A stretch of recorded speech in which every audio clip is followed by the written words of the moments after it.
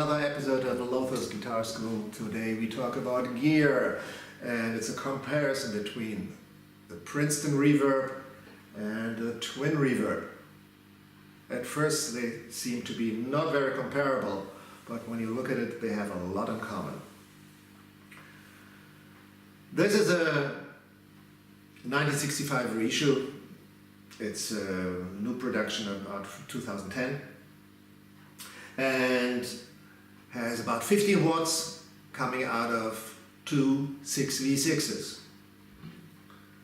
This is a 1981 twin, original 1981, one of the strongest twins ever made with 135 watts, and has, as all the twins, 4 6L6s in it.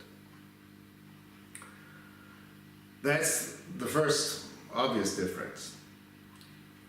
The difference is not in size only, when you check it in weight. This is over 40 kilos and this is just about 14 kilos.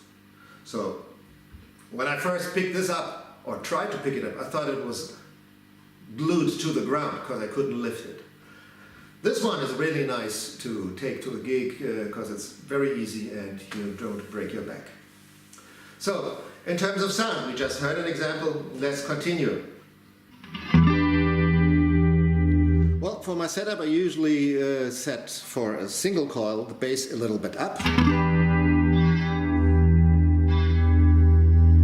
to about 6 and the treble a little bit down to about 4.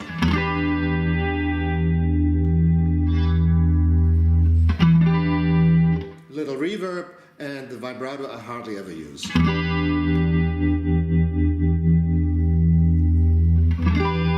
And by the way, if you want to have a little less volume, you can take input 2,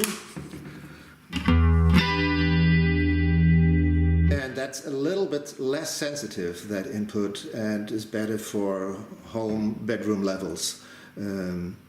And that's it for the setup for the Princeton. Compared to that, I basically do the same thing on the Twin. Similar for the Twin, I set up the treble a little less to about 4, the bass a little bit more to 6.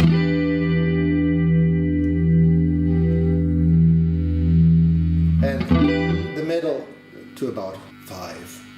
And well, reverb and same vibrato I hardly ever use. You have a bright switch. I like the bright Fender sound, so I use that. And of course you can do the same thing with the input 2. You have a little less volume.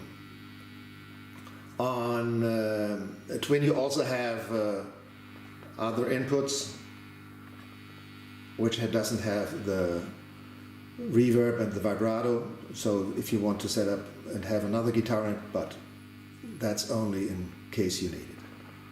Well, that's it for the Twin. Obviously you notice the tone controls are a lot more effective on the Twin. When you play it,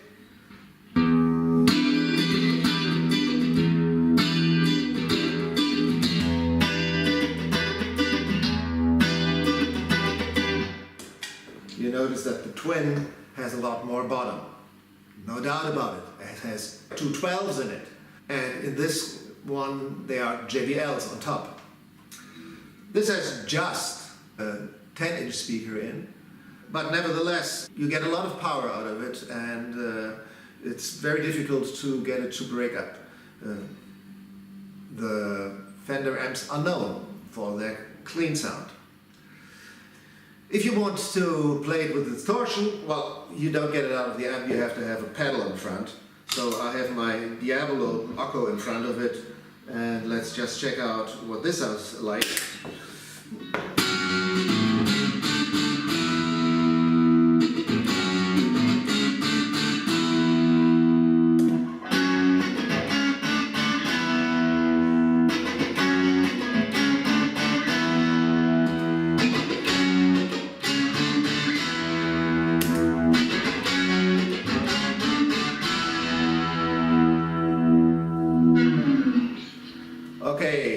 there was first the Twin, then the Princeton, then both together, and at the end I added a little chorus with it to make it even fuller, because it sounds really nice when you have them with a stereo chorus and put the signal out of phase. It gives a wide effect.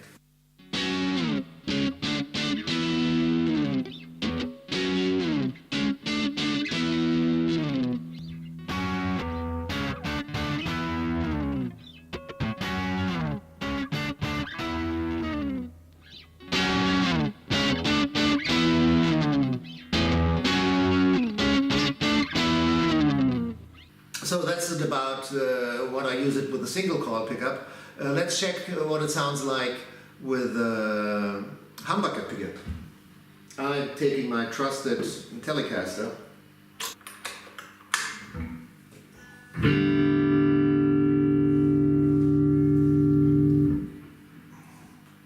And with humbucking pickups, I usually do it the opposite. I take off a little bass, I put it down to about 4, and the treble a little bit up to 6 for both hands.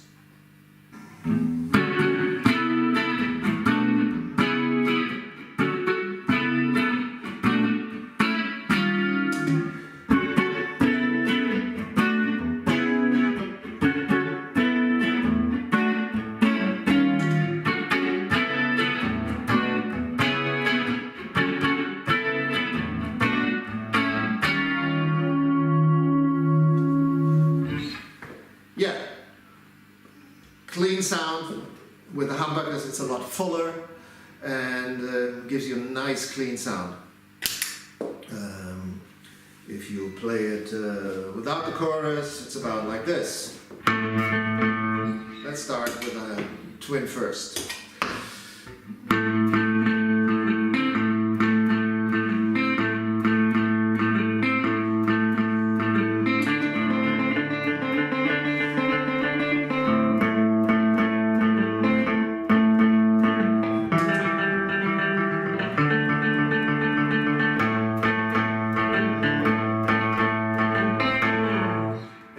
Twin, Princeton, and both together.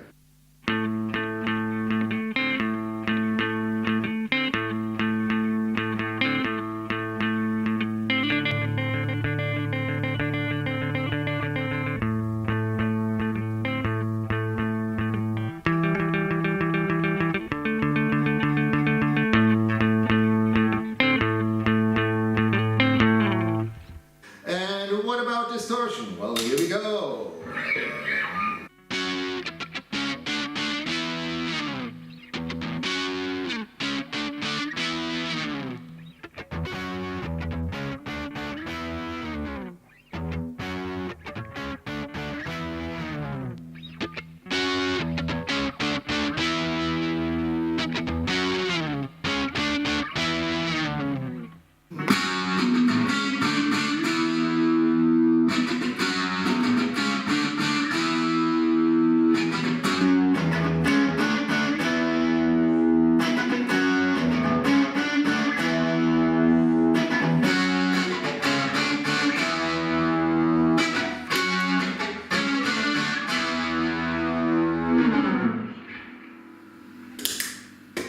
Again, that was Twin, Princeton, both together, and at the end together with the chorus. So this is it with a little excursion into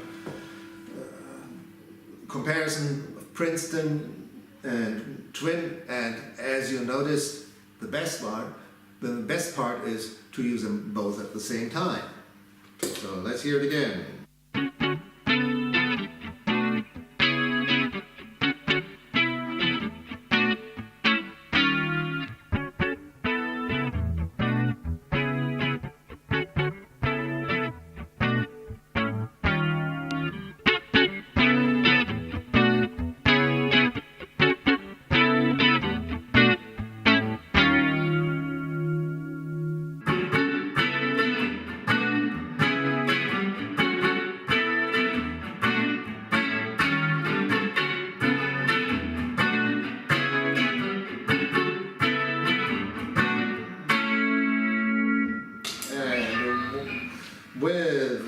distortion.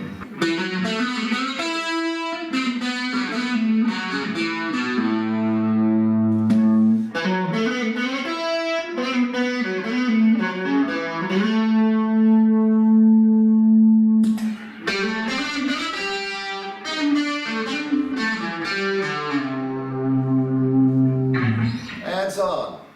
Thanks for watching Lothar's Guitar School and today's gear talk on comparison between Fender Princeton Reverb and Fender Twin Reverb. Hope to see you again and take care. Bye bye.